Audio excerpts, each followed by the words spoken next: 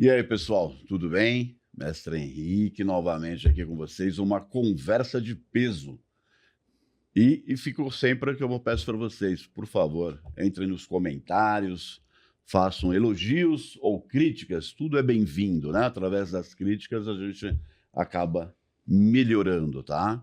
E sempre aqui, eu sempre falo com vocês, né? Assim, a gente puxa sempre pro old school, né? Foi a era, né, que eu tive meu convívio maior com vários atletas, tal, como na parte de arbitragem das federações, né? E hoje eu estou trazendo aqui um convidado muito especial, que ele atravessou a época junto comigo, tá? Ele é mais novo, então ele pegou uma transição do old school e veio para trazendo todas essas épocas, né?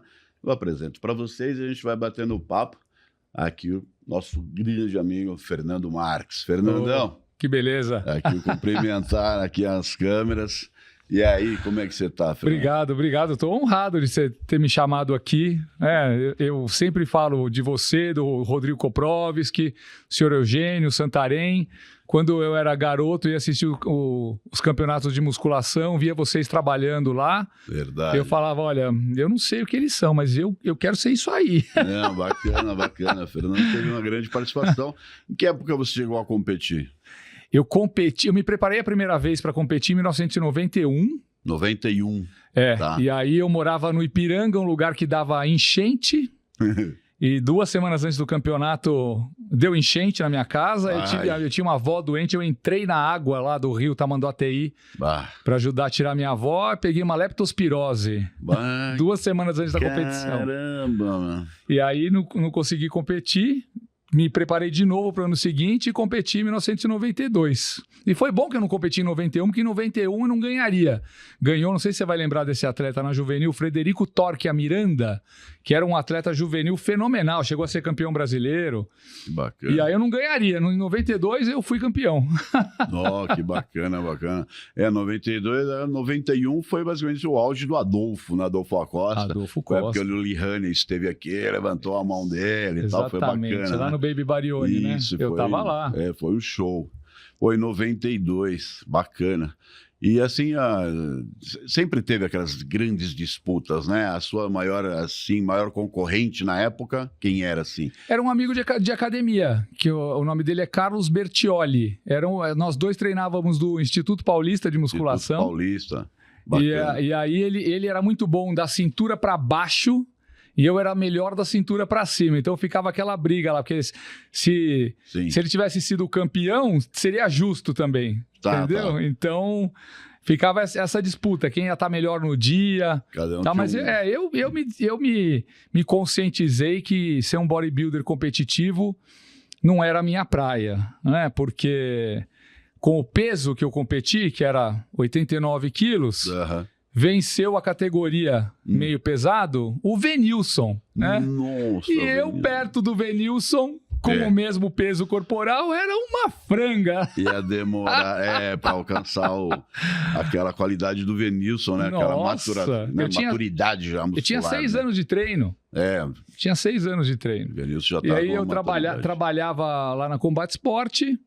O Arnaldo falou, Fernando, olha, é legal que você competiu, sabe? Você gosta de viver esse mundo bodybuilder, sabe? Como experiência é ótima, mas eu vou falar uma coisa para você, eu espero que você entenda, eu sou seu amigo, só quero o seu bem. Sim. Você nunca vai ser um Wilson Santos.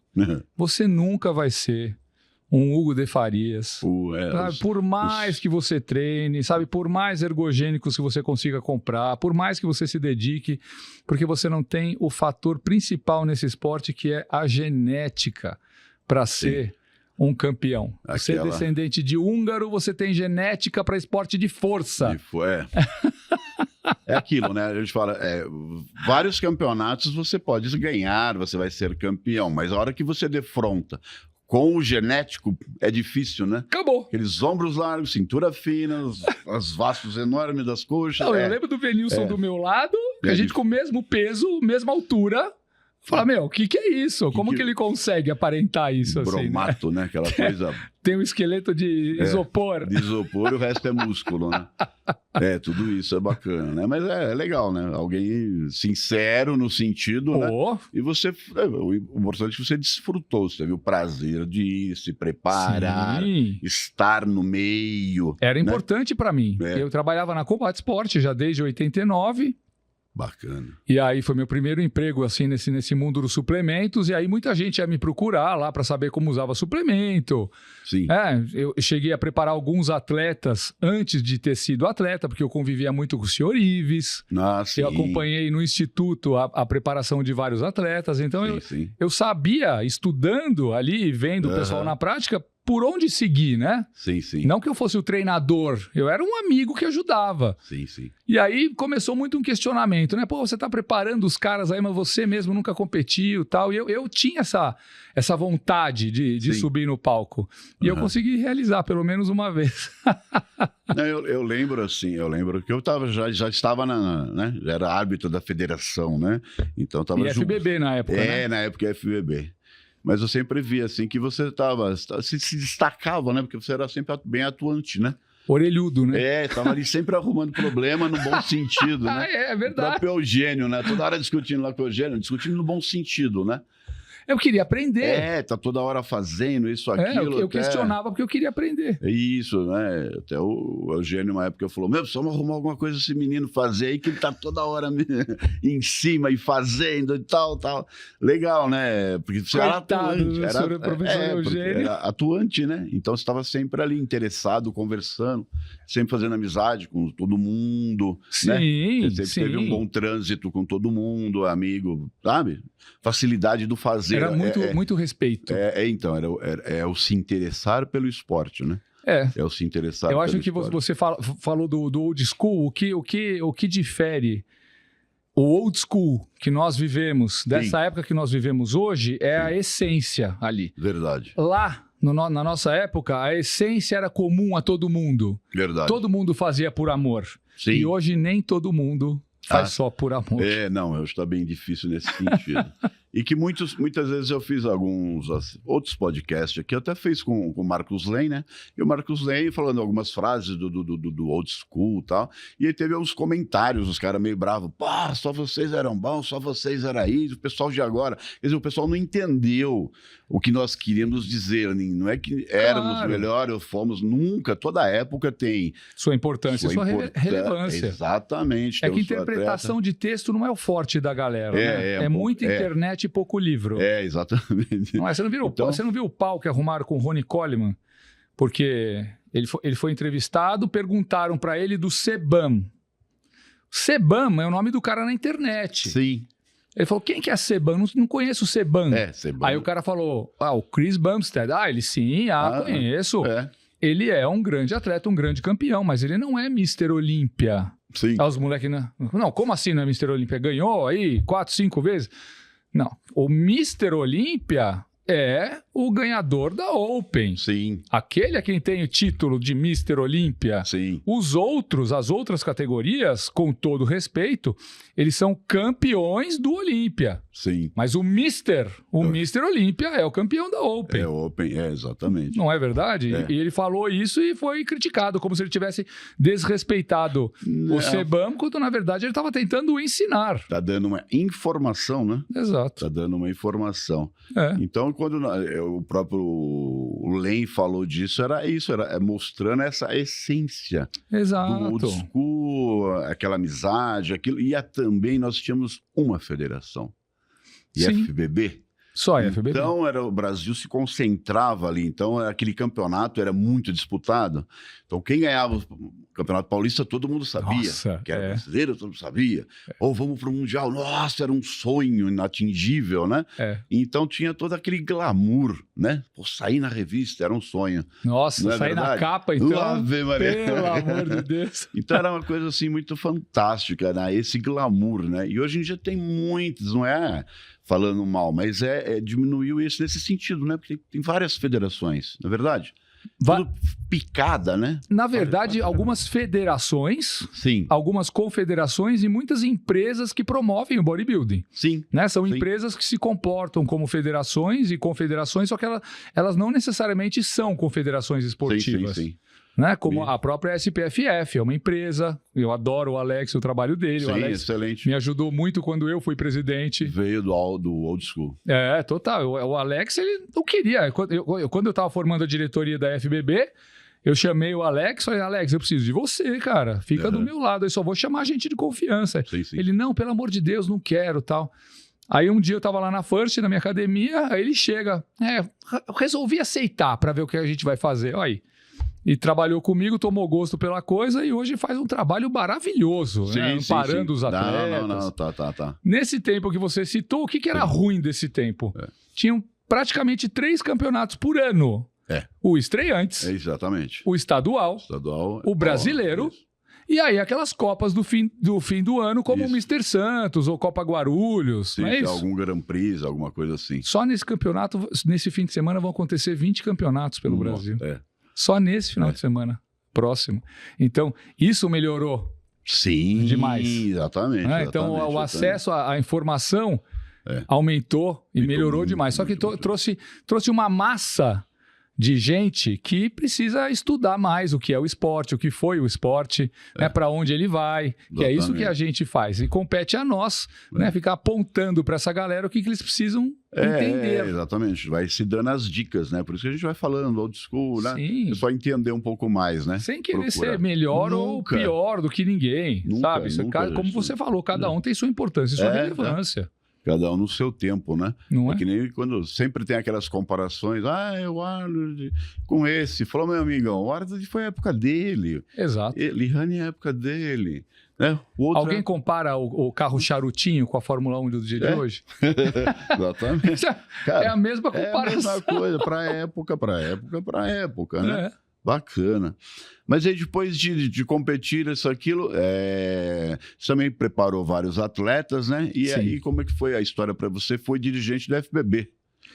Me convidaram para refundar, na verdade, a FBB. Tá. Foi após quem? Não, veja, quando você acompanhou bem isso, né? Porque você foi da FBB. Sim. E aí quando o seu Eugênio... Desmembrou. Ele na verdade, ele fez uma dupla filiação da FEPAM, Federação Paulista de Musculação, que era a IFBB, e ele também filiou a NABA, na intenção de trazer a NABA para o Brasil.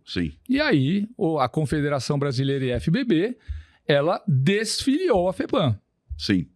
Então, naquele momento que a FEPAM perdeu a filiação da IFBB e passou a ser só a NABA, no começo da NABA, a Federação Paulista de Musculação IFBB deixou de existir. Ela não existia mais. Aconteciam as competições no fio do bigode. Entendeu? Algumas pessoas tocavam, entre aspas, a Federação Paulista sem que ela existisse com o CNPJ, sem que ela fosse uma federação. E o Alexandre Pagnani permitia, exatamente por causa dessa situação, que os atletas, então, campeões paulistas, ascendessem ao brasileiro e pudessem competir. Mas era tudo fio do bigode. Então, desde essa época que veio a NABA para o Brasil e eu assumi a IFBB São Paulo, não existia a Federação Paulista. Nós tivemos que refundar a Federação Paulista. Na gestão do Pagnani. Na gestão do Pagnani que eu assumi, não. Ele, infelizmente, já tinha falecido. Ele tinha falecido. Porque ele era da Confederação. Ele era da Confederação. Confederação, então, mas estava sem a Federação Paulista. Isso. E a Confederação numa situação parecida. Também, assim, com 5 CNPJs. Então, teve que fazer uma nova confederação e uma nova Federação Paulista. Aí assumiu o Maurício Arruda na Confederação Brasileira e eu aqui na IFBB São Paulo. E aí, para mim, foi o auge da minha participação no fisiculturismo, né? Porque eu falei já em outras entrevistas que tudo que você imagina, assim como você, né? Tudo que você imaginar dentro do campeonato de musculação eu já fiz. Sim. Você já vendeu ingresso? Sim. Eu também. Você já fez segurança? Tudo. Eu também. Já foi árbitro, mesário, apresentador. Apresentador. Não é? Eu fiz tudo palco, isso. no palco. Vai lá, staff para pintar os atletas. Cara, uma coisa que nós dois fizemos, que eu sei porque eu vi você fazendo e que nunca mais ninguém fez e nem fará. Arrastar o pódio para os atletas serem premiados. Também. Também. É tudo. Não é isso? Eu fiz todas essas funções, a backstage, até ser presidente. Sim, não, bacana, isso é bacana. E quando eu fui presidente, eu trouxe para a IFBB São Paulo conceitos que eu tinha aprendido nos campeonatos da NABA internacionais. Sim. Né? Fazer a pesagem antes da competição, se tem muitas categorias, dividir as categorias em 2 dias, sim.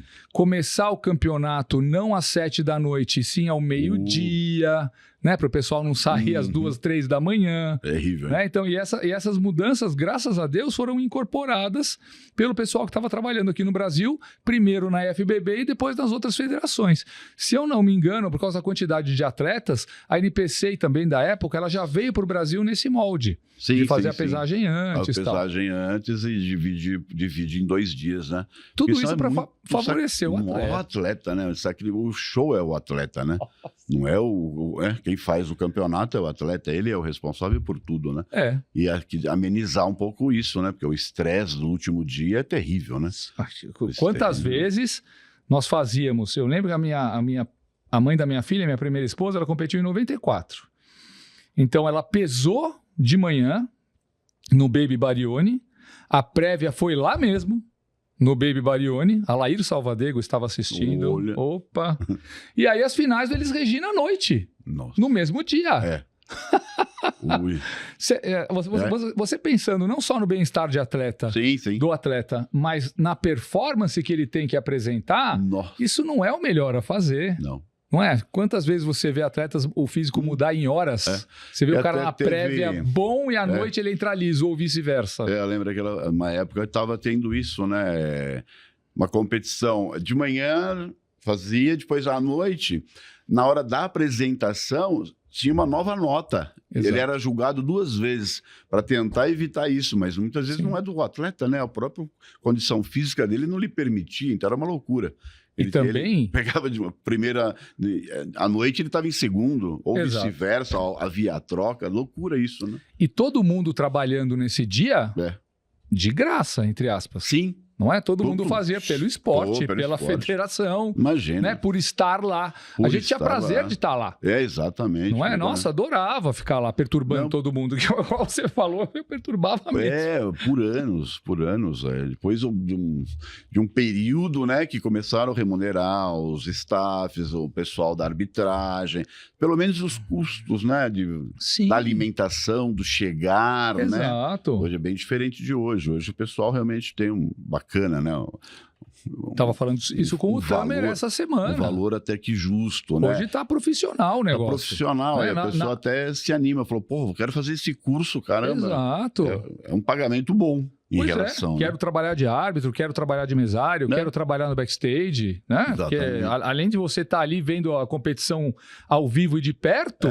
presenciando coisas que só você vai estar vendo. Exatamente. Não é? Você ainda está recebendo por isso. Exatamente. A gente fazia só para ver mesmo. Não, só para ver e ver acontecer. Não é? Quando eu assumi a IFBB, eu vi que eu tinha dinheiro para fazer o campeonato e tinha a bilheteria para saldar o que precisava ser pago depois e ainda sobrava um saldo, eu pegava esse saldo e dividia entre todo mundo que trabalhou.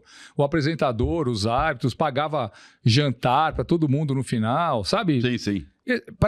Porque todo mundo trabalhou igual ali. Todo mundo tem a sua importância. Como um jogo de xadrez. Você tira uma peça, tá faltando alguém. Exatamente. Não é? Mas nesse aspecto mudou bem agora, né? Verdade. Mas tudo bem, né? Verdade. Fizemos nossa parte, né? Sim. Eu acho que ainda a gente tem um pouco a fazer e a contribuir. Né? Sempre, porque tem o crescimento do fisiculturismo e a abertura das categorias trouxe muita gente para o esporte que precisa aprender regras, arbitragem, o andamento da competição, né? Que não é só chegar lá, assistir 1 ou 2 competições que você acha que você já aprendeu tudo? Não. Nunca. E acontece muitas vezes assim, atletas da academia, né, minha mesmo, chega para mim, pô, Henrique, eu tô pensando em competir e tal, acho que, né, qual competição poderia entrar? Aí eu pergunto, bacana, é legal um objetivo, né, traçar esse objetivo. Sim. Quantos campeonatos você já foi assistir? Pessoalmente. A gente nunca conversou sobre isso, é exatamente a mesma pergunta que eu faço. Nenhum. Eu falei, como você quer subir num palco sem nunca ter presenciado, sentido, ver os atletas pessoalmente, a performance, né? Ver o que acontece no corpo, a transformação, ver tudo isso e tal. Doideira isso, né? O pessoal acha que aprende pela internet, não é assim. Ele quer competir sem nunca ter assistido. Eu falei, nossa, exato. Loucura. É a primeira pergunta que eu faço. Você está pensando em competir? O pessoal aqui fala que eu tenho condições, pelo que eu vejo nos vídeos aí, eu acho que eu conseguiria também. Você já foi assistir um campeonato ao vivo? Não. Então esse é o seu primeiro passo. Vai assistir uma competição ao vivo, ver se desperta em você a vontade de competir, né? Porque mesmo hoje em dia, também, com o crescimento do esporte, você tem aí campeonatos com 400 atletas, os caras passam o dia lá. Não é? O cara faz uma primeira entrada, depois pode passar às vezes 5, 6, 7 horas para o cara fazer outra entrada. E isso é worldwide, não é aqui. Isso é no mundo todo, em campeonato amador. Né? Com 400 pessoas subindo, às vezes competindo em outras categorias, o cara compete na Master, compete na Sênior, não é? Às vezes em 2 categorias distintas, como Men's Physique e Clássico. Às vezes é campeão nas 2. Ou nas 3, né? Ou nas 3. Como é que pode, irmão? Men's foi campeão. No Clássico... Campeão também. Campeão, mas tá bom, né? Tirou a bermuda, pois realmente a perna dele, um tronco, ele até é cabível. E também na Open, eu falei, opa! Eu falei, caramba, esse cara é bom mesmo, né? De loucura, aí alguma coisa, ele tinha que estar diferente. Como é que pode ser um Open, ele ganhou aqui, e o Clássico, quer dizer... Eu falo, what? O que aconteceu? Que porra é essa? É por isso que precisa ter curso de árbitro, né? É arbitragem, não sei lá o que aconteceu, né? Mas quando eu falo que ganhou nas 3, eu falo, mamãe... Você foi diretor de arbitragem da IFBB antes de ser da NABA? Olha eu entrevistando... é mútuo, é o nosso papo mútuo aqui, né? Não, eu fui eu me lembro de você atuando na NABA como diretor de arbitragem. Diretor de arbitragem na NABA. Isso. Não é? Árbitro na FBB, mas na NABA fiquei como diretor de arbitragem bons anos. Eu lembro. Foi a época que eu mais atuei. Foi a época que a Andréia competiu. Foi Miss Universo, foi campeã mundial. Eu lembro, o primeiro campeonato mundial da Andréia, ela quis me matar. Pra mim...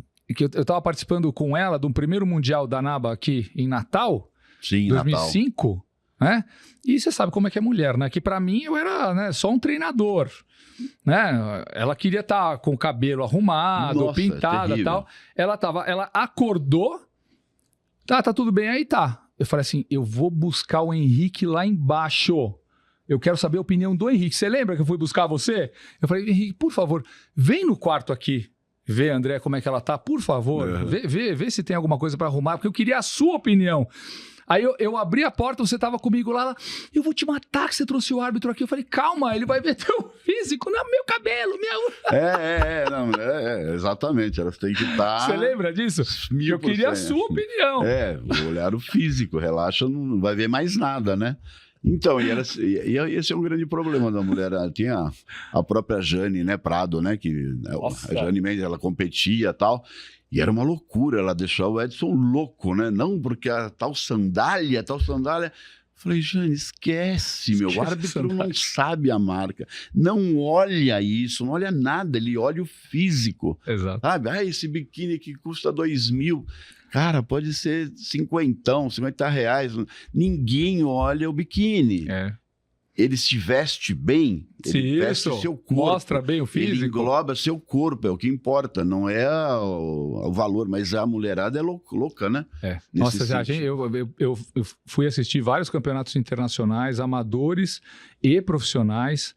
Vou te falar, quando entra a categoria biquíni, por exemplo, parece que elas saíram de uma maquininha de Mulher Maravilhosa, assim, uma atrás da outra, com a produção tremenda, né? O biquíni ali, brinco e tal. Tudo. Nossa, todas maravilhosas. Falaram, olha, eu não sei arbitrar essa categoria, eu não tô pronto para arbitrar isso aí. Nossa, você falou da Jane Prado, a primeira vez que eu vi a Jane Prado competindo foi no fitness. No fitness. Não tinha nem figure ainda. Não. Era o fitness. Era o físico e a performance. Eu lembro porque ela ganhou da Bianca, que era uma moça que era Bianca Bertotti, que era uma moça que eu preparava. A hora que eu vi a Jane, eu falei, nossa, mas essa moça é forte demais. A Jane, a Bianca, como chama a morena?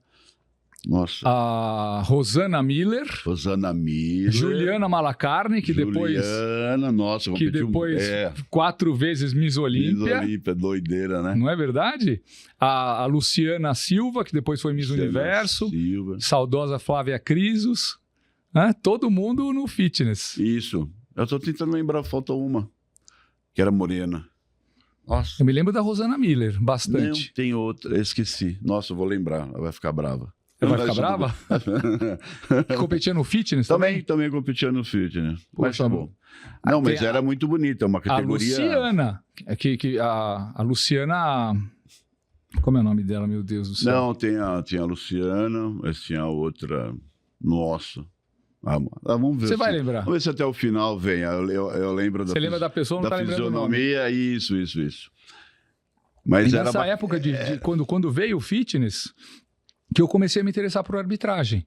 Porque até então, era o que a gente estava comentando aqui, né? Para julgar fisiculturismo dos mais musculosos, sim. O mais definido, dentre esses, o mais harmônico, né? Sendo harmonia, junção de proporção e simetria, né? Que são 2 coisas diferentes, não é? E quando entrou o fitness, tem que ser marcada, mas não muito. Isso era Tem que ser musculosa, mas não demais. O físico vale 2, a coreografia vale 1. Na época era assim. Aí eu falei, não, pera, eu preciso aprender isso aí. Aí o Gianola estava dando o curso de arbitragem. Bom árbitro. Não é? Sim. Entrevistei ele essa semana com o Tamer. E aí eu fui fazer o curso com o Gianola. O problema era a parte fitness, a coreográfica, né? Porque nós temos a competência de analisar o físico, mas não a coreográfica. Sim. Eu até dei ideia de chamar um coreógrafo, né? Para que participasse da arbitragem, para que ele pudesse dar notas, né? Sim. Então, fomos aprender as dificuldades dos movimentos para poder dar notas, né? Então, era mais complicado.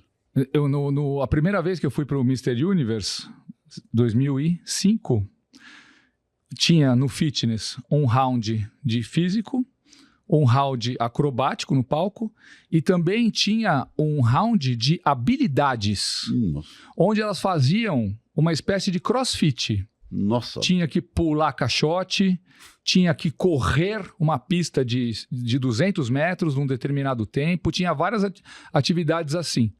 Eles acabaram tirando isso, porque os atletas se machucavam muito, né? Nossa, o grau de dificuldade não tem nada a ver, né? Vamos separar, o volume de treino, né, de um atleta desse. Então. É o super atleta, né? E eram todas mulheres. Que loucura. Não, exageraram na dose. Muita coisa, muita coisa. Eu aprendi muito indo para os mundiais da NABA, né? Vendo os mundiais da NABA, é que eu falava, nossa, eu percebo que o bodybuilding fora do país, ele não é só uma competição, né? Ele é um entretenimento também, ele é um show. Sim. Na cidade lá, não sei se você chegou aí em Southport, na Inglaterra, onde eram realizadas as competições. Sim, da NABA. Vinha um povo ali da cidade que ia assistir aquilo como se fosse uma peça de teatro. Gente que você olhava para a pessoa, não, esse cara não gosta de musculação, tá aqui não é nem praticante. Tomando cerveja antes de entrar, sabe? Então o cara tava lá para ver o show. Um show. Eu falei, nossa, é assim que a gente vai fazer crescer o esporte. Porque acaba atraindo, né? Sim. Atraindo. E a grande dificuldade, vamos dizer, de atrair hoje é o powerlifting. Porque, começa às 9 da manhã, termina às 11 horas da noite, não dá, né? Primeiro todo mundo supina, todo mundo terra, todo mundo agachamento, quer dizer, Você tem que gostar muito para quem acompanhar. Participa é legal, mas para assistir, não dá. Como é que alguém vai assistir? né? O dia inteiro. Não dá, então... Tem que amar muito. Tem que amar muito, né? Nem a mãe da gente aguenta. O primeiro campeonato ela vai, né? No segundo ela fala, nossa, hoje eu não tô bem. A mãe desincentivava a gente a fazer musculação, né? Não, você tem que fazer natação, jogar tênis. Imagina. Não, esse tipo era complicado. Mas ele falou, tem todo esse glamour, né, o bacana. E tem hoje, vamos dizer, com essa proliferação, ajudou muito, porque o esporte cresceu, né? Sim. Várias categorias. Deu-se condições... De mais pessoas competirem. Mais pessoas de todos os tipos, né? Sim. De físicos, né? Foram criando várias coisas nesse aspecto. E o problema é que se perde um pouco, é que eu falei, mais o glamour que nós tínhamos era esse, né? Por ter mais concentrado, né? Então deu uma diversificação muito grande. Mas você vê isso como um positivo? Qual é a parte negativa disso? Em 2005, quando eu vi lá o pessoal vindo assistir o campeonato, o Mr. Universo, falei assim, olha, como que esses caras vêm aqui assistir se a única forma de divulgação são as revistas dirigidas? Né? Quem compra revista dirigida é quem já é do ramo. Sim, né? É verdade. Quando eu fui ver no hotel que todas as revistas e jornais da cidade estavam divulgando o evento. Ah, que bacana. Como se fosse uma peça de teatro. Ah, sim. Assim, olha, então é isso que falta para nós aqui, porque o nosso esporte era, né, visto sim. pela grande mídia como uma coisa marginalizada. Então, isso é o primeiro passo. São as outras mídias, não só as dirigidas, começarem a falar de musculação. Esse foi o primeiro passo. E logo depois veio a internet. Sim, aí então, proliferou. Concomitantemente entre a proliferação das categorias, veio a internet. Então, veio um crescimento de dois lados. No número de participantes competidores e o número de participantes espectadores, por causa da internet. É verdade. Então, o esporte se desenvolveu, dando possibilidade para mais pessoas competirem, por causa de outras categorias que exigem menos performance do que a Open. Sim. Né? Com todo respeito. Sim. Mas a Open é o extremo. É o extremo. Né? Tem até na NABA a categoria que chama Extreme. Não é isso? Então, a Open é o extremo. Então, nem todo mundo é extremo. Aliás, né, se eu não me engano, só 20 homens ganharam o título de Mr. Olímpia desde 1965. Né? Então, são pouquíssimos, não é? Nas outras categorias isso não se repetiu. Então, o esporte abriu um leque para mais pessoas competirem e veio a internet. E aí foi o grande boom de 2012 para cá. Eu acho esses últimos 12 anos, né? Que eu me lembro que eu assisti recentemente o filme do Phil Heath. Você assistiu? Chama Breaking Olympia. Você assistiu? Não cheguei a ver. Verdade, cara, assiste. Verdade. Muito legal o filme do Phil Heath. Eu conheci o Phil Heath em 2010, foi a primeira vez que eu fui para o Mr. Olímpia, e eu sempre respeitei pelo atleta que ele é, às vezes não entendi algumas atitudes dele e tal, mas sempre respeitei.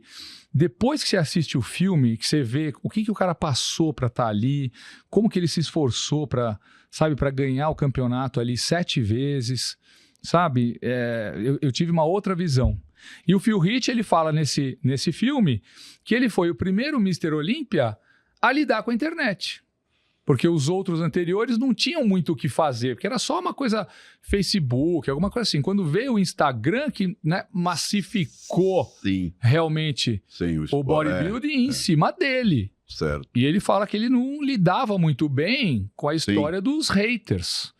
Né? Gente que era fã do Kai Greene, por exemplo, que falava que ele tinha que morrer, imagina que você ganha do Kai Greene e tal, e ele não lidava isso como hoje a gente sabe, gente idiota, né, que não sabe o que está falando, mas ele não lidava bem com isso. Ele teve que aprender a lidar com isso. Né? Então, eu vejo com bons olhos essa massificação do esporte, mas eu acho que o esporte aumentou e inflamou ao mesmo tempo. Inflamou, exatamente. Veio gente para o esporte que está pelo glamour, pelo dinheiro, pela fama própria. Pela fama, pela visualização, que o cara quer virar influencer, fala de bodybuilder, quantos youtubers famosos você conhece que ficam comentando campeonatos nos seus canais com audiência, em grande parte, grande maioria, falando muita bobagem, e o pessoal, para leigo que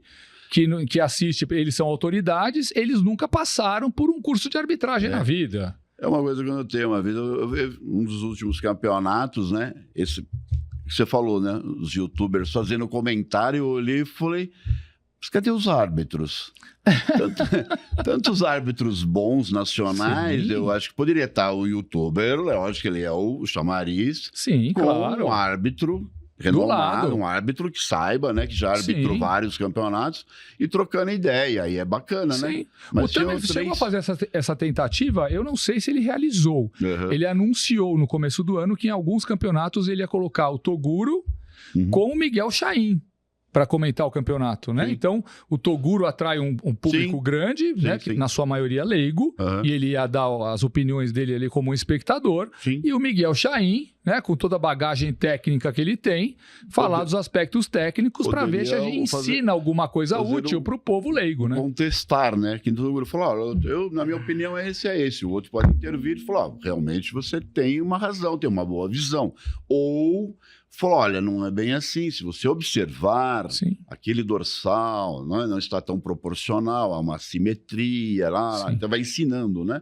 Você sabe qual Mas ali eu vejo que é só opiniões, né? A principal diferença entre o leigo e o árbitro, você, árbitro tarimbadíssimo, né? O leigo, ele fica olhando, esse cara tá bom, esse aqui é bom também, esse aqui tá bom. O árbitro, ele julga pelos pontos fracos. Assim, né? A gente procura os defeitos. Não é? Eu não vejo qualidade. Você já sabe quem tá bom ali. Você vai ali entre os bons, ver quem tem menos defeito. Não, o correr do olhar, assim, muitas vezes eu vejo um arbitragem e os caras ficam demorando. Eu falo, tá demorando por quê? Ele só pôs... Porque normalmente entra 20, né? Então ele põe 5, 5, 5, bacana. Ele põe o 5, você já olhou o 5, você já tira 2. Fala, não, é só esses 2. Você não precisa ficar mais olhando. Mais 2 ou mais 1, já separou. Você já sabe. 5 ou 6. Esses são os de qualidade. Exato. Agora, vou procurar o defeito. Perfeito. Né? Aí você começa a procurar defeito e tal. Exatamente. É isso que o pessoal precisa de treino no olho e no dia a dia. Eu já falei algumas vezes no podcast, no Mr. Santos, estava o Paulo Lima e o... Nossa, olha, hoje eu tô ruim de memória, hein? Nossa, você já lembrou do Paulo Lima? Bom sinal. 50%. Não é? E a da Baixada, que foi campeão mundial também, a mesma coisa. Marilândio Porsche. Opa! Oh, meu Deus. Marilândio Porsche, eu já falei várias vezes isso, né? Os dois, no palco, e pau, fizeram 5 confrontos. E eu vi que, sabe, os árbitros perdidos também, né? Bom. Aí eu falei, vamos fixar. Aí eu já vi uma diferença. Uma só. O resto estavam muito iguais, né? Aí falei com os outros árbitros, tô dúvida, já tinham 5 confrontos, né? Aí um outro árbitro, eu perguntei, né? Era overall, né? Responsabilidade, hein? Para o árbitro, eu falei, moçada, eu falei, olha, não tem problema, pode deixar aqui. Eu já visualizei, né? Não tem problema. Encerramos e tal. Aí... Foi Mr. Santos? Mr. Santos. Paulo Lima, campeão. Aí o Marilândio veio falar comigo, lógico, com super educação que ele sempre teve, é uma excelente atleta, né? Henrique, por favor, qual foi o que você viu de diferente que eu preciso melhorar? Né? Eu não estou julgando o seu julgamento, só me fala onde eu perdi para não perder de novo. Sim. Falei, cara... Final do miolo de costas, final do trapézio, Paulo Lima tinha um volume, o seu era lisinho, só, não vi mais nada, o resto tá igual. Ele falou, cara, parabéns pela sua arbitragem, é a minha falha. Eu falei, puta, tá vendo? Que legal, né? O atleta, né? Ele sabe. Eu visualizei e ele soube reconhecer a falha dele. Isso é importante também do atleta, né? Porque normalmente o atleta é sempre assim, né? É o árbitro que tá errado, né? Cara, no dia da competição, doideira, né? não adianta você ir questionar o árbitro. Não, exatamente. Eu acho que você pode pegar as súmulas, pegar o contato, né, dos árbitros tal, e depois você entrar em contato para ter o feedback. Porque no dia do campeonato as emoções estão à flor da pele. Nossa, é o que eu falo. Muitas vezes até o primeiro lugar reclama. Imagina o segundo. Imagina o segundo. Se o primeiro reclama... Pô, ganhei aqui. Imagina o segundo e o terceiro. Falar, meu Deus, então é coisa assim, é terrível. Vocês que são atletas, que são treinadores, gente, olha, tô nisso 40 anos, hein? Que eu acompanho fisiculturismo, tá? 40 anos. Eu nunca vi um técnico ou um atleta chegar no árbitro depois do campeonato e mudarem o resultado. Não. Eu nunca vi. Eu já vi o contrário. Eu já vi mesários conversarem com a arbitragem depois do campeão anunciado, e aí o árbitro fala, olha, nós erramos na contagem de pontos aqui. Sim. Volta os dois porque as colocações foram erradas. O mesário errou. Exato. Não porque... Mudou-se a opinião. Não, eu acho que eu sou melhor nisso, você devia ter dado pra mim. Você tem razão, vamos mudar o resultado. Isso não acontece, gente. O resultado daquela competição é como fala, Inês é morta. Inês é morta. Agora, você tem que saber por quê. Se você achou injusto, por que você pegou aquela colocação e o que você tem que melhorar, isso, pega o contato dos árbitros, converse com eles, pega as súmulas e aí depois da competição você e seu treinador tentem entender. Não é? Exatamente. Por isso que é importante para os atletas que estão pegando Procard Sim. e querem competir lá fora, dominar o inglês. Sim, total. É importante. Não tem como, né? Não é? Você ir em outro país sem saber a língua, sem saber nada. Não. Precisa. Você vê raríssimas exceções. Eu lembro que uma vez eu escrevi isso, aí a Miss Olímpia Bikini, a Isa Pessini, que hoje domina o idioma, né? Ai, Fernando, eu não sei falar inglês, mas eu me esforço muito. Eu falei assim, meu amor, você, linda daquele jeito, são os outros que vão se esforçar para falar com você. Não não é? É exceção. É exceção. Não é? Você é Miss Olímpia, pô. Exatamente, Não precisa se esforçar tanto, né? Campeã do Arnold, imagina. Exatamente. O Arnold se esforçava para falar com ela. Mas é exceção. Então, sabe, se você quer ser profissional, olha a palavra profissional. Profissional é dos pés à cabeça, é em cima do palco, é fora do palco. Sabe, quer ser profissional? Então, você precisa conhecer os árbitros, saber os critérios de arbitragem, entender as súmulas. E se você tiver algum questionamento para fazer, faça após o campeonato. Após o campeonato. Não no dia. Não adianta, né? No dia não adianta. Não adianta, né? No dia Inês é morta. E mesmo que você falou, né? O lance do profissional. Hoje em dia, eu acho que tem muita distribuição de Procard e o pessoal não se toca que muitas vezes ele não adianta, depende do que ele quer fazer com aquele título, né? Se ele quiser dar continuidade, não é aquilo que vai dar condição. Precisaria ver, porque a condição é só o profissional, mas você vai ter um patrocinador, você tem quem te auxilia, tem que ter toda uma base. Você tem dinheiro para pagar suas viagens internacionais. Então, tem que ter uma base para ter uma estruturação. Eu acho que valeria a pena dar esse Procard 1 ou 2 ao ano para o campeão, mas este campeão já com patrocínio. Então você ganha o Procard, tem um patrocinador das viagens, tem o patrocinador da alimentação, tem a patrocinadora da suplementação. Esse é um mundo ideal, né? É um mundo ideal. Aí seria bacana você se tornar um profissional com alguém, né? Fazendo sua base para você chegar lá. Sim, porque ou você tem as condições de bancar. Também, porque dá 15, 20 anos eu sou profissional. E só se for dar curso, melhora como personal, né? Eu sou profissional, é uma performance. Melhora o seu status. Melhora seu status. Eu antigamente gostava de comparar o cartão profissional a um carro Porsche. Tá? Então você ganhou um campeonato, você ganhou um Porsche de presente. Parabéns. Sim. Você tem que pagar seguro. Como mantém, né? IPVA. Né? Trocar uma rodinha 10 conto. Não é? Então tem o custo de você ter um Porsche. Como mantém um Porsche? E na época do Zé Carlos Santos... Tá certo? Uma boa comparação. Não é. Na época do Zé Carlos Santos ganhou 8 vezes o Procard. Né? E eu perguntei para ele, fui viajar para um Arnold com ele e perguntei pro cara, você nunca se profissionalizou. por que você não se profissionalizou? Eu falei, Fernando, em 93 eu ganhei o Procard, eu ia competir com quem? Com o Dorian Yates. O que eu ia fazer no profissional? Certo? Sim. Hoje em dia isso melhorou. Sim. Não é? Ele Sim. seria um excelente 212, por exemplo. Não é isso? Porque tem a categoria. Naquele tempo não tinha. Sim. Então, naquele tempo, era muito difícil ganhar o status de profissional. Sim. Hoje, eu não vou te falar que é muito fácil, tá? É mais fácil do que era naquele tempo. Sim. O que eu acho só? Você lembra quando houve aquela proliferação do jiu-jitsu? Sim. Aqui, o pessoal criticava muito o jiu-jitsu. Por quê? Porque no jiu-jitsu, um faixa branca, ele aprende a quebrar uma pessoa em 6 meses. Né? Alguém despreparado numa briga de rua, por exemplo. Sim. Por que o pessoal de judô criticava o jiu-jitsu? Porque o cara atingia um status de lutador muito rápido sem ter tempo de aprender a filosofia do negócio. Certo. Certo? Então, eu vou usar um exemplo que eu me lembro. Tá? O último Fit Pira que eu fui assistir ganhou o profissional, a categoria profissional, um rapaz chamado Leandro, de Limeira. Muito bom ele. Muito bom. Mereceu vencer, muito bom.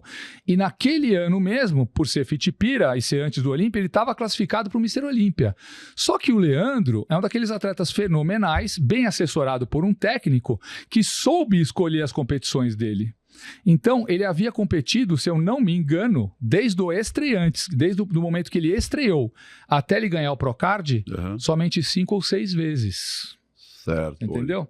Então, assim, que esporte te prepara para você virar um profissional com poucas competições no seu currículo, certo? Então, assim, eu fiquei muito feliz, entre aspas, tá? Feliz, entre aspas, pelo Leandro, porque ele não foi para o Mr. Olímpia.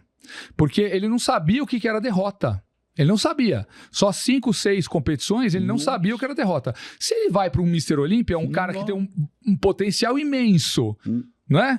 E vai para o Mr. Olímpia, de repente, e se frustra, que vai ficar lá 15º para baixo, obviamente, né? O cara pode encerrar a carreira dele ali, falar, não, isso não é para mim, já cheguei no máximo. Quando não?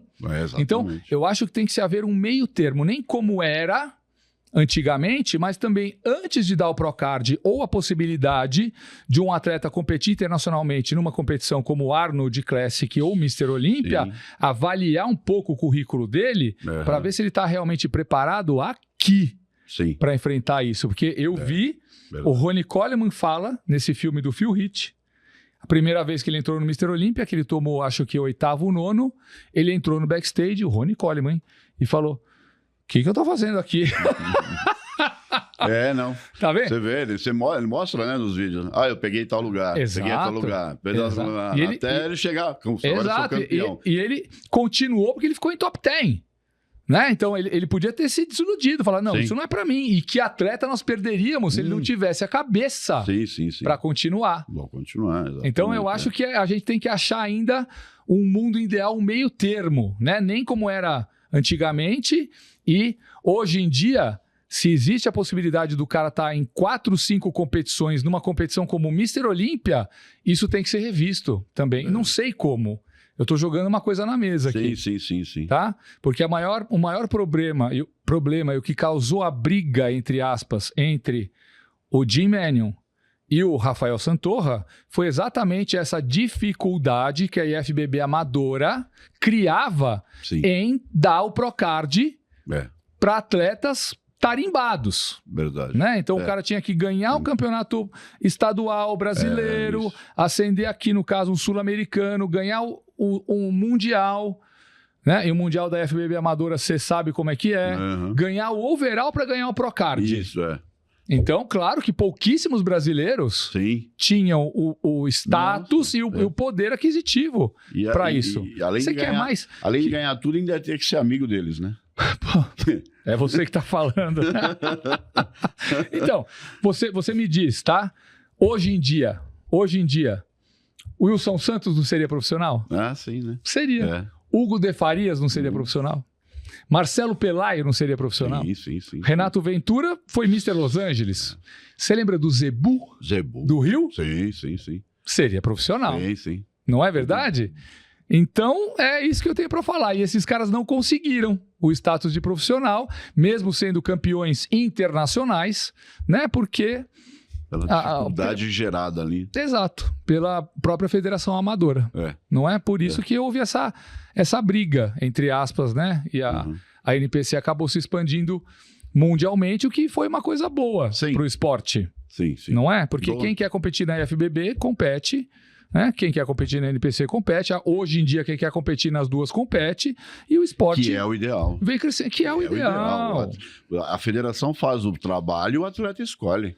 Quem fizer o melhor trabalho, o atrativo, ele que vá, né? Claro, e tem lojas concorrentes. Quem vende mais qualidade, melhor preço, só vai para trás, né? Exato. Deixar a concorrência tem que ter, né? Tem que ter. Foi melhor para todo tinha mundo. essa palhaçada. Se você competir, você não pode competir. Você pode, né? Se competir nessa, vou te punir nessa. Putz, isso era horrível. Você sabe qual que é a origem dessa regra? Não cresce, mano. A origem dessa regra que é o melhor. O Jim Mannion queria que o esporte se desenvolvesse mais nos Estados Unidos.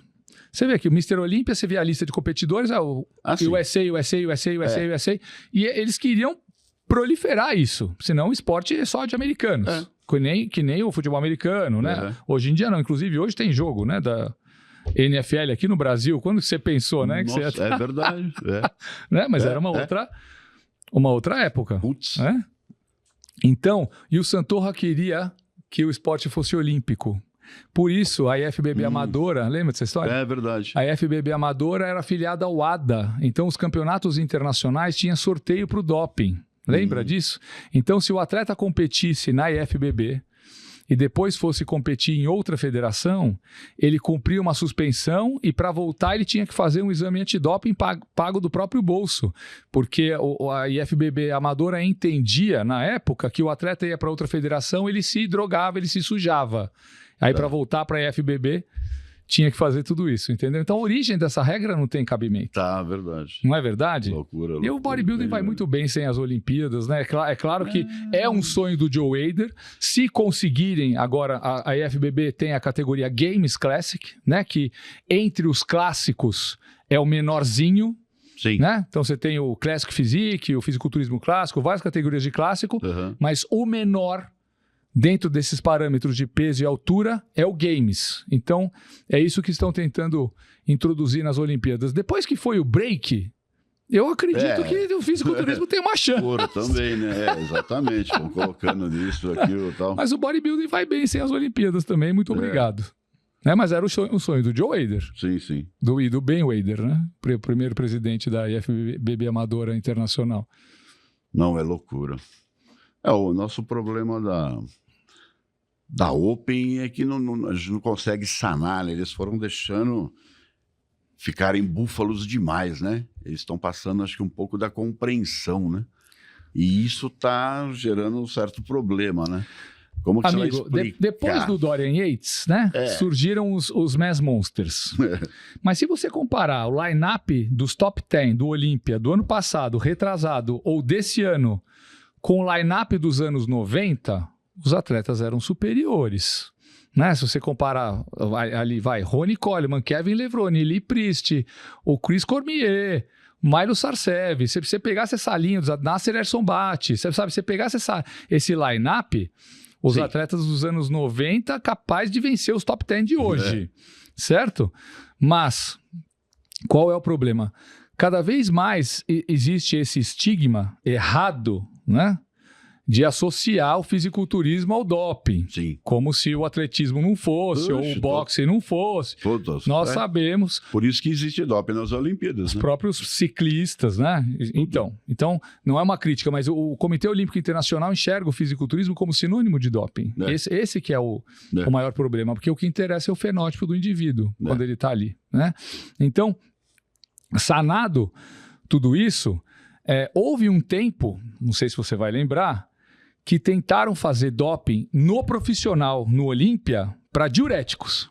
Né? Porque chegou-se à conclusão que, assim, os grandes profissionais, na verdade, não faziam abuso de esteroides e GH. Sim. O que matava fisiculturista era insulina e diurético. Diurético, né? T3 e T4. Sim. Então, os caras fizeram um doping para diurético. Né? Num ano que o pessoal entrou ali, não no máximo na performance. O próprio público veio em cima dos dirigentes, em cima dos realizadores do campeonato, o público, hein? Falando, gente, nós não queremos saber se o cara é natural ou não é. Nós estamos aqui para ver gigante. Nós queremos saber de... Tá para lá para julgar, né? De novo, a Fórmula 1. O cara não quer saber se tem um pote de nitroglicerina lá dentro do carro. Ele quer ver o carro dar 300 por hora. É isso que ele quer saber. Não é verdade? Então, esse movimento não deu muito certo. E vamos lá. E vamos lá, é extremo. Quem tiver mais coragem, que vença. Pois é, mais prudência, né? Mais prudência. Amigo, olha, eu que convivo com esses atletas há muito tempo, o pessoal perdeu um pouco a noção e tem muita fantasia do que é o esteroide, Henrique. Também.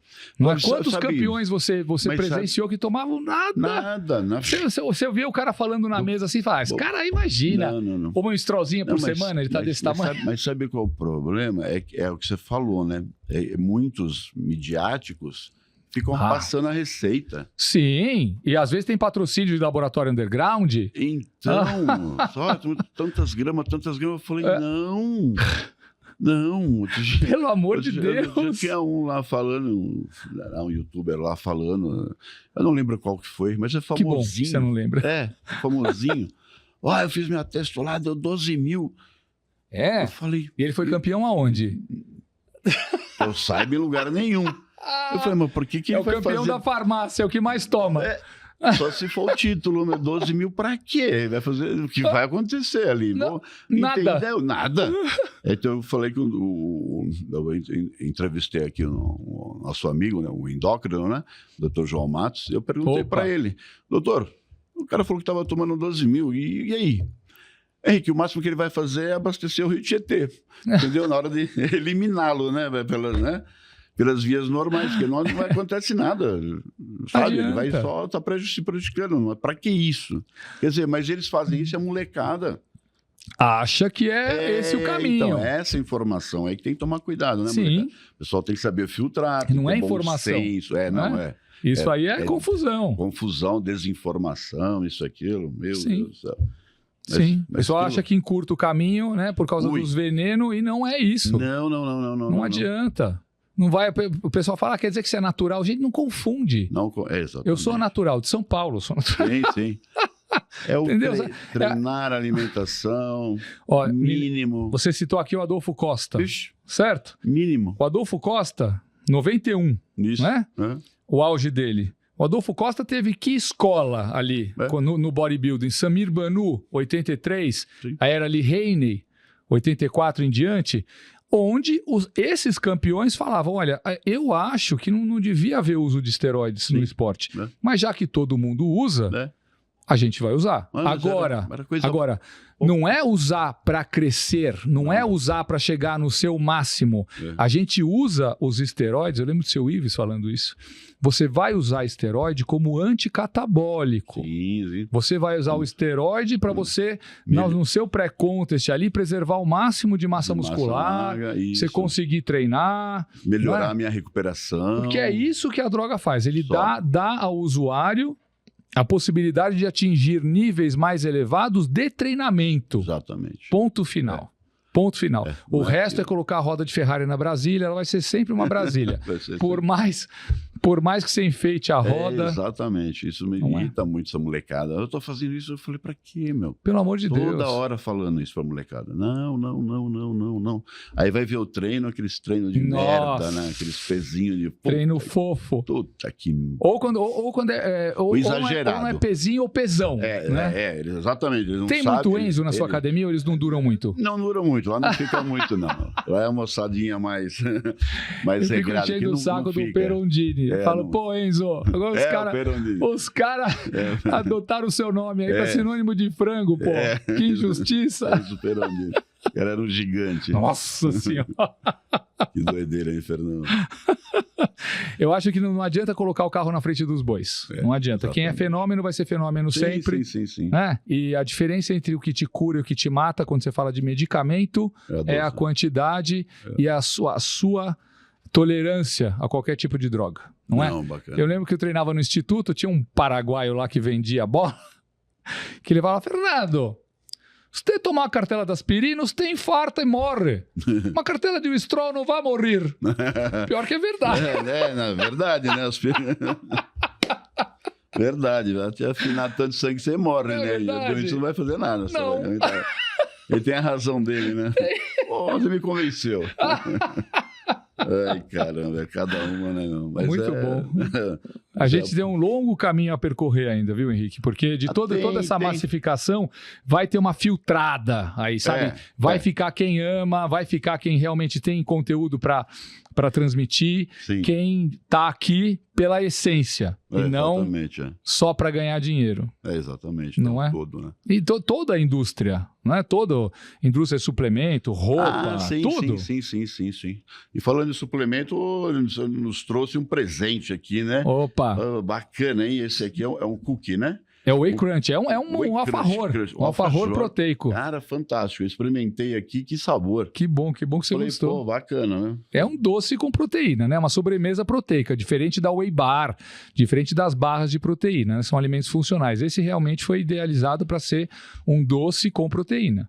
Eu achei fantástico mesmo, maravilha, comeria 2, 3 assim, porque não enjoa. Não é propaganda não, galera, falando mesmo, é uma propaganda, mas elogiando, né? Que bom. Elogiando aqui o Marcelo, falando em Marcelo, Bela. O Bela. Eu arbitrei. Você arbitrou o Bela? Arbitrei Marcelo Bela. Nossa, cara. Se você trouxer ele aqui, ele vai ficar feliz demais. Ele vai ficar feliz demais de te ver lá, né? Nossa, eu tive o prazer de arbitrar. Eles saem das competições. E aí, como é que eu tô? Porra, tá legal e tal, precisa disso, daquilo e tal. Legal, cara. Depois, né, ele ficou um bom tempo em outra indústria, aí veio para a Black School, fez um excelente trabalho. Isso, né? Fundou a Black School, né? Fundou, exatamente. Né?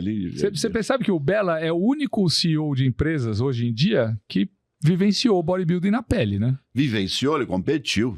Ele saiu de lá, ele competiu, depois foi para uma outra, ele foi a probiótica, né, que ele estava? Sim, trabalhando com o Carlos Negrão. Trabalhou com o Carlos Negrão. Na verdade, ele iniciou na Nutrimental, depois ele foi para a Nutrilatina. Certo. Depois que ele foi para a probiótica. Bacana. Ele saiu, fundou a Black School, que tá excelente marca, tá? Então, uma das líderes de mercado, bacana. Mas e aí você também está com um super podcast ali, caminhando o podcast com o pessoal da Black School, né? Caiu no meu colo esse podcast, né? Eu aprendi a fazer, tomei gosto, né? E eu percebi exatamente por causa desse contato e da amizade, do respeito que eu tenho com o pessoal que realmente deu lastro nesse esporte, eu consigo trazer pessoas lá que nem sempre são midiáticas, mas que são muito importantes para esse mercado continuar com a essência, que é o que vai manter isso por mais 20 anos. Que estão iniciando, fazendo parte, né? Exato. Não, isso é bacana. Eu deixo os midiáticos para os outros entrevistarem. Criança. Eu não acho ruim, só que eu de repente não tenho o que falar. Eu chamei um youtuber, né? Eu fazia esse podcast com um outro co-host, né? Que era o Rodolfo Marins, que está hoje na FTW. Certo. Então o Rodolfo falou, não, a gente precisa trazer um youtuber aqui. Fala, Rodolfo, eu não assisto YouTube, cara. Eu não sei o que perguntar para um cara desse, eu não sei o que falar. Não, mas o Itinho você vai gostar, esse aqui você vai gostar, tal. Aí sentei na mesa com os youtubers, eu deixava meio que a conversa correr. Sabe? Eu vi, eu não vou citar o nome aqui, mas assim, o youtuber falar que o crescimento do bodybuilding se deu por causa dos youtubers. Eu falei, olha, você é meu convidado aqui, eu não quero te tratar mal, mas eu acho que é um pouco de pretensão da sua parte, né? O bodybuilding cresceu, primeiro porque o esporte diversificou o número de categorias. Isso. Depois o advento da internet trouxe mais visibilidade pro esporte. Não eram só as mídias dirigidas que vendiam o esporte. Os próprios atletas podiam se vender através das suas mídias. Então isso trouxe um crescimento. Os youtubers tiveram sua parcela? Sim, todo mundo tem uma parcela. Assim como o cara que vai lá trabalhar na arbitragem ou trabalhou sem receber nada, tem a sua parcela. Criou-se uma base estrutural, né? O esporte uma comunidade. Foi estruturada, ele veio crescendo, né? Uma casa, né? Fazendo as paredes crescendo. Exato. É uma fase natural, né? E tem as pessoas que agregam, né? Sim, eu acho que a vinda da NPC, da Muscle Contest, sim. aqui para o Brasil, e a criação das outras federações, como a do Alex, né, SPFF, sim. a própria BRAF lá do Gustavo, do Rio de Janeiro, deram mais lugares para o pessoal competir, e essa possibilidade de competir muitas vezes por ano. Muitas vezes, vai aprimorando o físico, né? Não é? Quanto mais você compete, melhor fica. Quanto mais dieta, né? Mais processo você passa, se você for um fenômeno genético. O atleta, aquela coisa do medo, fala, primeiro campeonato, você não pensa em nada. Pô, mas se eu pegar isso, não pense em pegar nada. Você vai pegar experiência. Prepare-se, você tem que entrar no palco quando você sentir que você fez o trabalho. Exato. Esse é seu limite, então entre, porque esse é seu limite. Aí você vai pôr a prova em relação aos outros da sua categoria. E ver se o seu trabalho foi suficiente. Se o seu trabalho foi suficiente, você vai estar entre os primeiros. Se não, você não vai estar, mas você já é um campeão. Por ter conseguido. Por ter conseguido chegar no seu limite e ter subido num palco. Tem que ter coragem, né? Tem que se preparar. Então, se você chegou no seu limite, põe à prova. E dali você vai administrando e vai indo. É o que você quer? Siga em frente. Perfeito. Aí é o tempo ao tempo. Sim. 1 ano, 2 anos. E você vê, o crescimento do esporte possibilitou que nesse ano, 2024, vão competir na categoria profissional do Mr. Olímpia, nas categorias, né, profissionais do Mr. Olímpia, 50 brasileiros. Olha que coisa fantástica. Não é legal? Nossa! Era um sonho. E veja, no calendário do ano, o Olímpia Brasil ficou depois do Olímpia Vegas.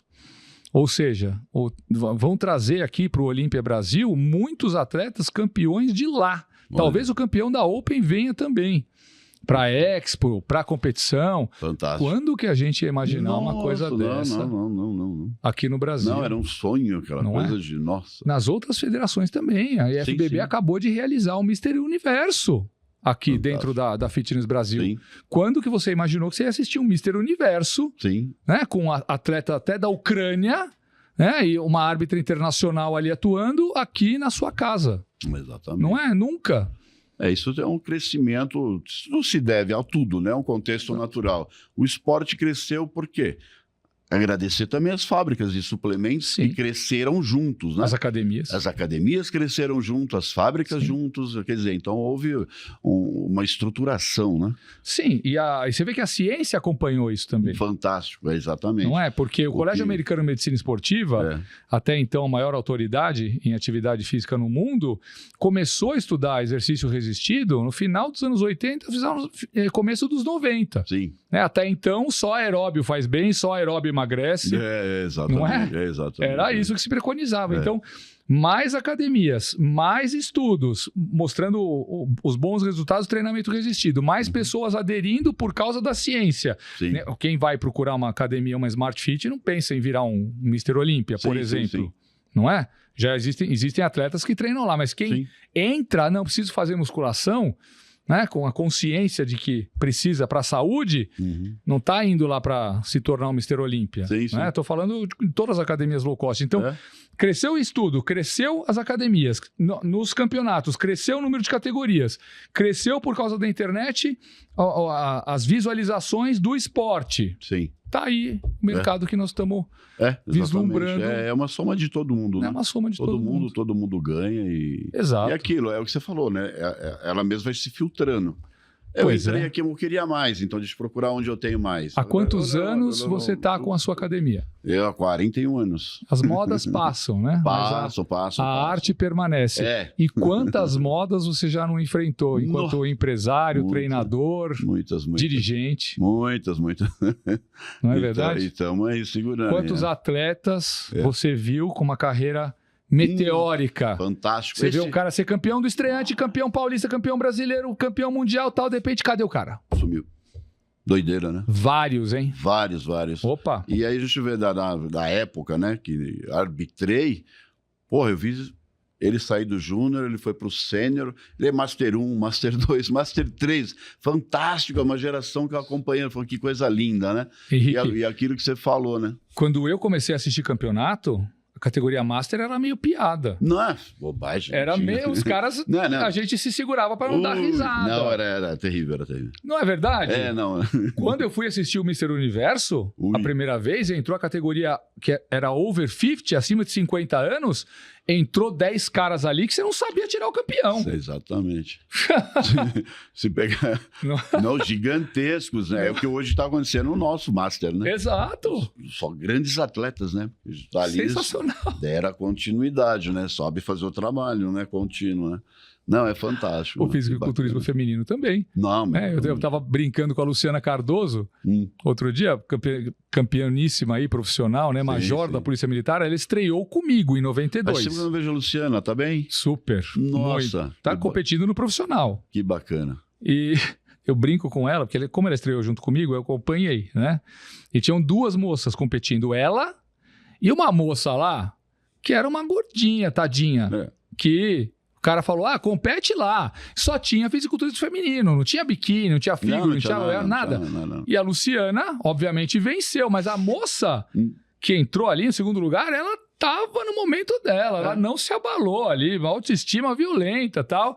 E eu sempre falo pra Luciana, seu estreante, você quase perdeu, hein? Eu tava ali. E ela me xinga. Você deu sorte.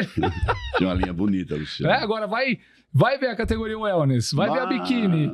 Entra 20 ali que você não sabe quem que é a campeã. Tá complicado. Pelo amor de Deus. Não, bacana. Essa proliferação foi muito válida, né? Não é? Em quantas categorias, né? Você vê só categoria feminina. Pode competir na biquíni, pode competir na Wellness, pode competir na Women's Physique, pode competir na Female Bodybuilder. Olha aí. Contei 4 aqui. Exatamente. Já. É aquilo, né? É um leque para todo mundo, né? Exato. Todo mundo que quer competir tem a condição, né? Tem a condição. E as mulheres dominando, né? Só tem mulher aqui, né? As mulheres dominando, né? Porque as primeiras campeãs brasileiras do Olímpia foram biquínis. Sim. Né? Começar pela Natália Mello, ali. E hoje em dia você tem a Natália Coelho brigando novamente para o título do Olímpia. A Juliana Malacarne foi 4 vezes Miss Olímpia. E maior campeão do Olímpia de todos os tempos. Vamos ver, quem é? Nosso? Não, campeão do Olímpia. Quem que é o maior campeão do Olímpia de todos os tempos? De todos os tempos. Quem tem mais título? Foi agora o Lihane. O Lihane tem 8. 8. O Ronnie Coleman? Não, desculpa, o Ronnie Coleman. Tem 8. Sim. Empatado com o Lihane. Isso. E a Iris Kyle? Tem 10. Nossa, verdade. Você fez. Ou seja, a maior vencedora do Olímpia é uma mulher. É uma mulher, tá certo. Pensando no masculino, eu falei, não, né? Não é? É verdade. 8 e 8 ela tem 10. Ela tem 10.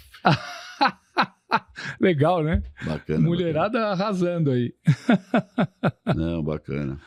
Mas bacana, Fernandão. Aqui já estamos estourando o nosso tempo aqui. Nem vi passar. Não vi passar e é gostoso, né? Porque se a gente começar a abordar temas, vamos embora, vai longe, né? Porque nós vamos continuar esse da Black School. Temos. Agora você vai retribuir a visita. Que bacana, né? Que dia? Dia 18 de setembro. 17 horas. 18 de setembro, 17 horas, aqui, ó. Agora eu já estarei ao contrário, na mesa, sendo entrevistado aqui o nosso amigo Fernando Marques aqui, na Black School. Maravilha. Excelente. Fernando. Você quer deixar algum recado para o pessoal, alguma coisa? Eu gostaria de falar para o pessoal menos internet, mais livros. Verdade. Né? Quem gosta de musculação, independente se é um fã, se é um youtuber que trabalha com isso, se é um atleta competitivo, lê a enciclopédia do Arnold. É verdade. Tem tanta coisa boa ali. Tem muita coisa. E aqui falou vários livros também. Assim, não é eu acho, né? Tem muita ciência comprovada. Nossa. Muita ciência comprovada e aquilo que você falou, né? A ciência hoje em dia, ela comprova aquilo que o pessoal já achava há muito tempo atrás. O que nós achávamos, exatamente. O Santarém acabou de publicar um trabalho ali no site dele, que é o treinamentoresistido.com.br. É um site que você pode encontrar a releitura de vários trabalhos que falam sobre exercício resistido. Olha que importante. Eu achava que idoso ativo era aquele idoso que caminhava. Não, meu pai tem 70 anos, ele é super ativo. Ele caminha 4, 5 vezes por semana. Olha que importante. O idoso que só caminha, que faz só aeróbio, ele perde massa muscular na mesma velocidade do idoso sedentário. Ó. Nossa. Isso não foi o Santarém que provou, não. Ele fez uma releitura de trabalhos que provaram isso aí. Ele publicou lá, treinamentoresistido.com.br. Então, musculação, é a única se coisa. Você não gosta, faça. É o livro do Santarém, antes que o médico te recomende. Recomende, é verdade, é essa a frase dele, né? Musculação não é pra gostar, é pra fazer. Se gostar, melhor. Isso eu não gosto. Quem tem que gostar é criança, você tem que fazer e pronto. Exatamente. Né? Criança que escolhe, isso eu gosto, você não tem que escolher, né? Pois é. É você que faz. Fazer o que precisa, né? Não só o que quer. Então, bacana. Então, Fernandão, vou te agradecer. Imagina, eu que agradeço. Agradeço muito sua presença, seu conhecimento, tem muita história para contar, uma excelente memória, isso é muito importante, né? Para relembrar os fatos, os bons tempos, isso aqui. Então é isso aí, galera. Temos esse prazer dessa super entrevista aqui com um super amigo, né? Companheiro de velhos tempos e que vivenciou e ainda vivencia, né? Com bastante vontade. Né, esse esporte. Então ficamos por aqui, mais uma conversa de peso, mestre Henrique, abraço. Valeu.